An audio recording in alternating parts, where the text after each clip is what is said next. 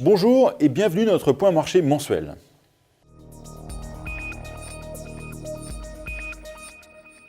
Début d'année difficile pour les marchés actions sur fond de résultats d'entreprise plutôt mitigés aux États-Unis, de chiffres décevants sur l'industrie chinoise et de fortes baisses sur les devises émergentes.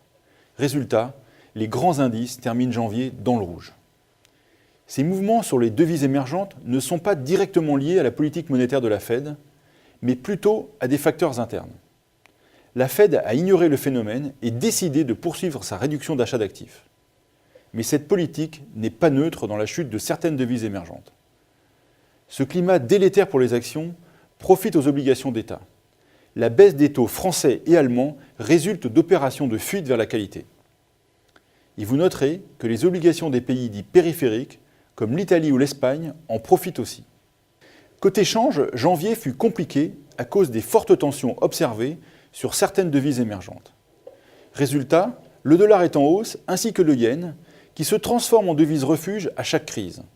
Ce qui ne fait pas vraiment l'affaire du Japon, qui justement faisait tout jusqu'à présent pour baisser sa monnaie.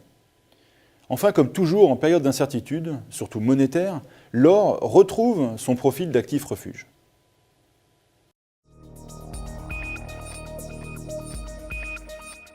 Passons aux perspectives.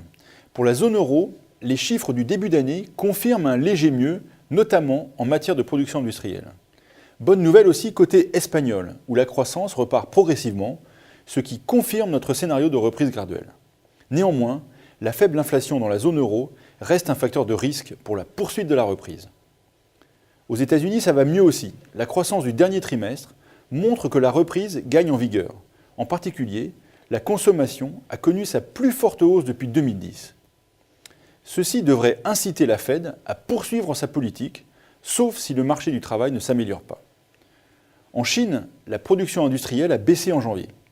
Pour mémoire, lorsqu'on est au-dessus de 50, l'activité est en expansion. Et lorsqu'on est en dessous, c'est un signal de contraction. Alors certes, la croissance chinoise fait toujours rêver, mais gardez bien à l'esprit qu'elle est inférieure à 2012 et surtout au plus bas depuis 13 ans. C'est compliqué aussi côté japonais qui accuse un déficit commercial record malgré la dépréciation du yen. Mais pour le moment, les signes sont encourageants.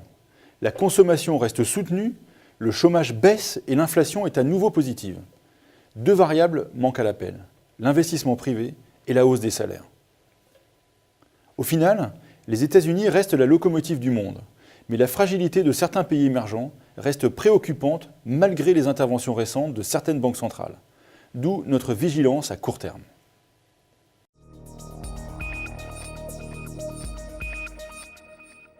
Alors, qu'allons-nous faire ce mois-ci ? Eh bien, malgré la volatilité de ces derniers jours, nous restons favorables aux actions de la zone euro, mais avec prudence tout de même à court terme.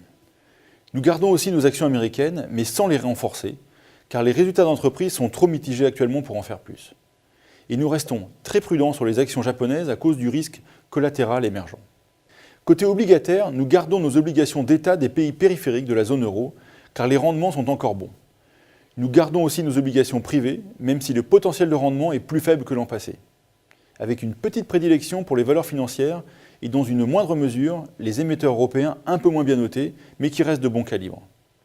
Et nous restons toujours à l'écart des actifs émergents, touchés à la fois par la chute des devises et la politique de la Fed. Les fortes sorties de capitaux observées ces derniers jours nous laissent penser que la phase de correction n'est pas terminée. Sur le change, nous restons favorables au dollar qui bénéficie pleinement du tapering de la Réserve fédérale américaine. Alors bien sûr, toutes ces convictions doivent s'accorder avec les règles d'or qui sont en train de s'inscrire à l'écran. Je vous invite vraiment à les respecter, c'est très important. Voilà, merci de votre attention, merci aussi de nous suivre sur les différents réseaux sociaux et rendez-vous début mars pour un nouveau point marché. À très vite.